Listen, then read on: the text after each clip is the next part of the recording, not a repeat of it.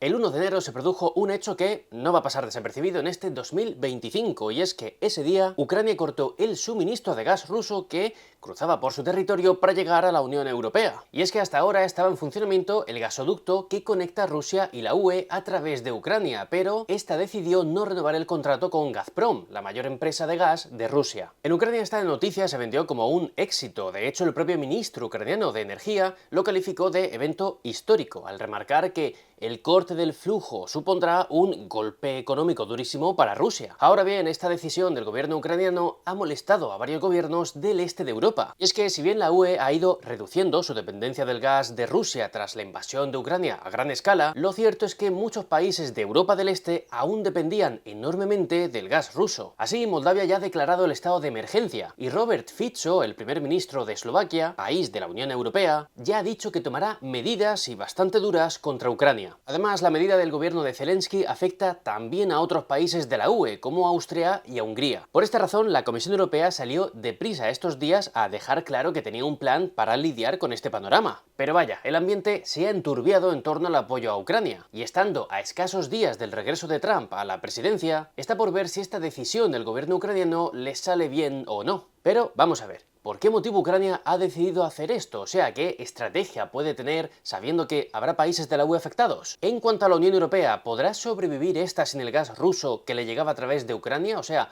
¿qué plan tiene la Comisión Europea para hacer frente a esto? Y lo más importante, que esto siempre es interesante, en términos generales, ¿quién gana y quién pierde con el fin del suministro desde Rusia? Hoy, en el viejo continente, respondemos a todo esto y, por cierto, lo hacemos gracias a los miembros del canal, que son los que habéis elegido este vídeo. Así que gracias por el apoyo, de corazón, y si tú también quieres hacerte miembro y ayudar a que este canal siga siendo independiente, te dejo más información en los comentarios. Y ahora sí, dicho esto, vamos con el vídeo.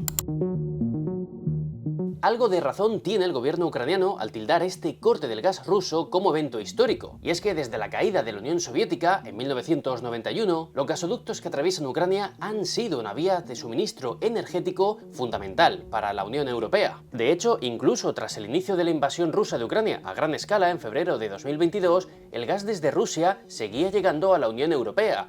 Y esto fue porque Ucrania firmó en 2019 un acuerdo de 5 años, que es el que ahora mismo ha decidido no renovar. Ahora bien, en cuanto al gas que la UE importa de Rusia, lo cierto es que la cantidad ha ido disminuyendo considerablemente desde 2022. Así, mientras que en 2021 el gas ruso suponía casi la mitad de todo el gas que importaba la Unión Europea, en 2022 bajó al 24%, o sea, algo menos de un cuarto del total. Y ya en 2023, donde la UE también disminuyó la cantidad total de gas que importaba, el gas ruso tan solo supuso el 14% del total. Esto fue posible porque la Unión comenzó a enfocarse más en otros proveedores como Noruega y Estados Unidos, que aumentaron enormemente sus exportaciones al club europeo. Los noruegos lo hicieron sobre todo a través de gasoductos, llegando a suponer el 50% del gas importado de este tipo en la UE en los primeros 5 meses de 2023. Y en cuanto a Estados Unidos, todo venía en forma de gas natural licuado, GNL por sus siglas. Esto es básicamente gas natural que se convierte en líquido, congelándolo a menos de 160 grados, para poder transportarlo en grandes barcos, y esto también ayuda a almacenarlo más fácilmente. De esta manera, Estados Unidos se convirtió en 2023 en el mayor proveedor de GNL de la UE, aportando casi el 50% del total de las importaciones de la UE de gas natural licuado. Y este llegaba sobre todo a través de países como Francia, España, Países Bajos, Bélgica e Italia. Pero volvamos a las relaciones de Rusia y la UE con el gas, porque este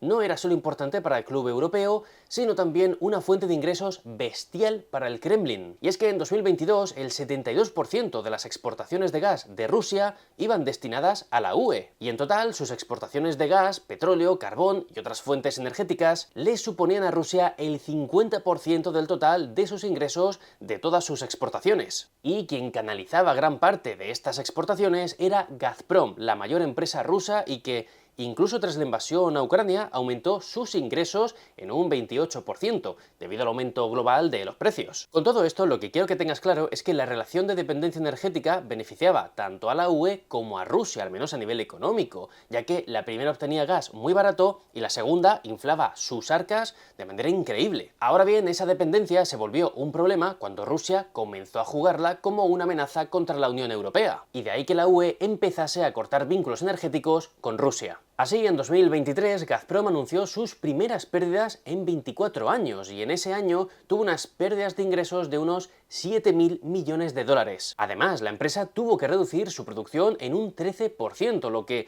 agravaba más aún su situación. Y ahora, a falta de tener las cifras de 2024, lo que se prevé es que Gazprom haya seguido empeorando, sobre todo tras el corte de suministro a través de Ucrania. Pero, ¿cuánto puede perder Rusia con esta situación? Y lo más importante, ¿quién se supone que gana y pierde con este panorama? Pues vamos a verlo. Uno de los países más afectados por este corte del gas ruso es Moldavia, cuyo gobierno declaró el 1 de enero el estado de emergencia durante 60 días. Eso sí, Gazprom dice estar dispuesta a suministrarle gas a Moldavia por otras rutas alternativas a Ucrania. Pero tiene truco, y es que para ello Gazprom le exige a Moldavia el pago de una deuda atrasada de 700 millones de euros, la cual el gobierno moldavo no reconoce como legítima. Ahora bien, la zona moldava más afectada por este corte es la región de Transnistria, la región prorrusa que de facto actúa como un país independiente. Y es que el gas ruso llegaba concretamente a Transnistria y luego ésta se lo vendía al resto de Moldavia a un precio barato. Por tanto, el daño para Transnistria es doble. Por un lado, este territorio se queda sin suministro energético en pleno invierno, porque le suponía el 95% de su suministro, y por otro, ve cómo desaparece una fuente principal de ingresos. Y mientras el resto de Moldavia podrá apoyarse en otros países como en Rumanía, por ejemplo. Por este motivo, el gobierno moldavo dijo que proporcionará alimentos y medicinas a la población en Transnistria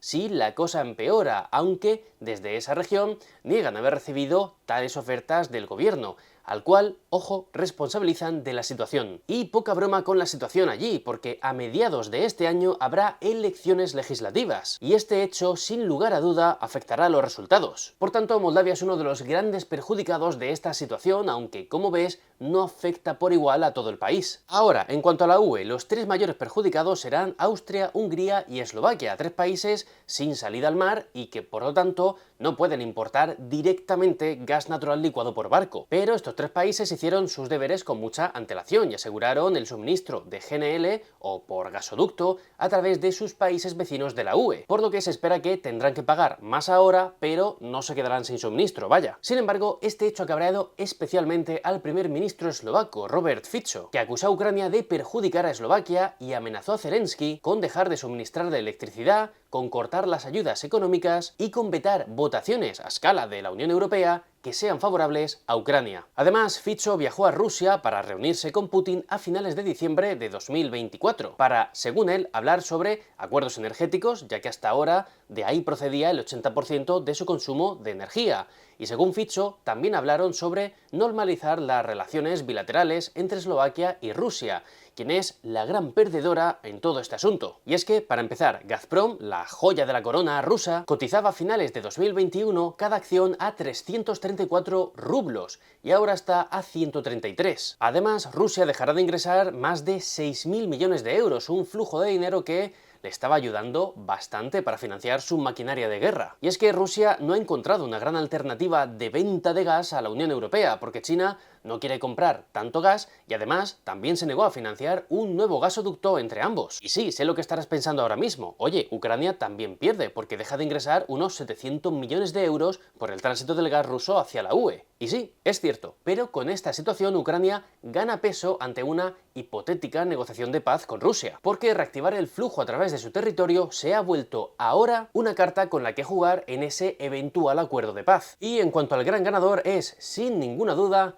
Turquía, ya que su gasoducto, el Turk Stream, es el único que sigue en funcionamiento para transportar el gas ruso hasta la Unión Europea. De hecho, Eslovaquia seguirá recibiendo gas de Rusia a través de este gasoducto, lo que supone no solo más ganancias para Turquía, sino también más poder e influencia. Así, tras la jugada en Siria de Erdogan, el presidente turco, Putin vuelve a quedar en manos de Turquía en cuanto al suministro de gas por gasoducto a la Unión Europea. Pero vamos a lo importante. ¿Cómo puede afectar esto a la Unión Europea? Es decir, ¿cómo queda en esta situación? ¿Queda como ganadora o como perdedora?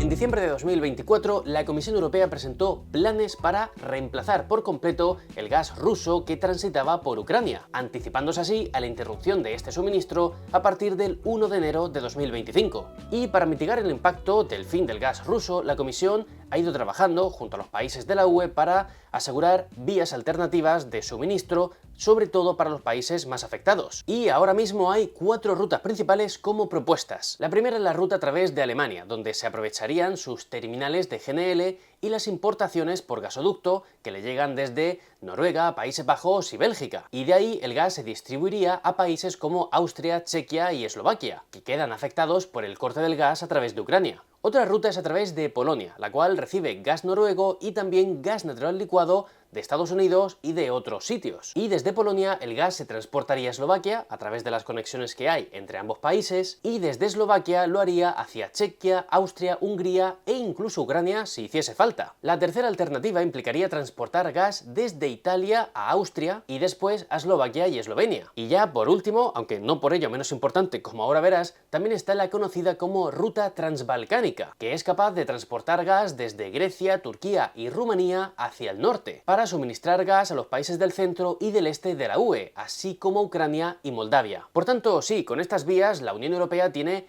margen de maniobra suficiente para asegurar la estabilidad del suministro energético entre sus países e incluso vecinos, reduciendo la dependencia del gas ruso y fortaleciendo la seguridad energética del bloque. Y es que, según la Comisión Europea, los suministros de gas que cruzaban Ucrania representaban tan solo el 5% del total del gas que importaba la UE. Pero, ojo, cuidado, si bien en este sentido la Unión Europea puede salir como ganadora, ya que su idea de cortar con Rusia sigue saliendo adelante, cuidado. Lo cierto es que también puede ser considerada como perdedora, porque sus planes no le están saliendo precisamente baratos. Y es que a principios de enero de 2025 los precios del gas natural se dispararon hasta los 51 euros por megavatio hora, o sea, el nivel más alto desde octubre de 2023. Y aunque no hay riesgo de déficit energético en la UE, en principio, sí que esta podría quedar ahora más vulnerable a la volatilidad del mercado. Y a fin de cuentas, unos mayores costes energéticos van a perjudicar más aún a la competitividad de la UE, sobre todo a la de la industria alemana,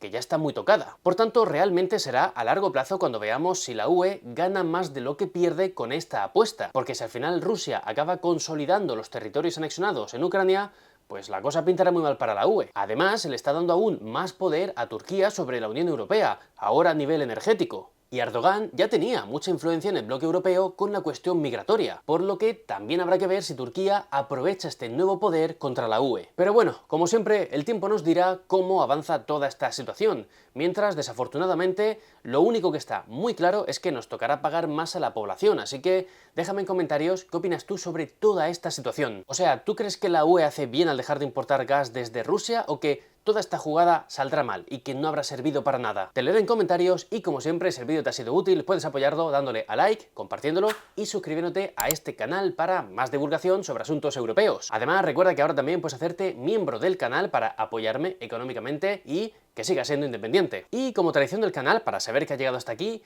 hoy no te voy a pedir una rima, quiero que me dejes en comentarios algo como «Madre mía, lo del final del vídeo» o algo así, para que quien vaya a los comentarios antes de acabar el vídeo esté con intriga hasta que vea esto y entonces seguramente me odiará. Pero bueno, y ya nada más por hoy. Que pases un buen día. ¡Chao!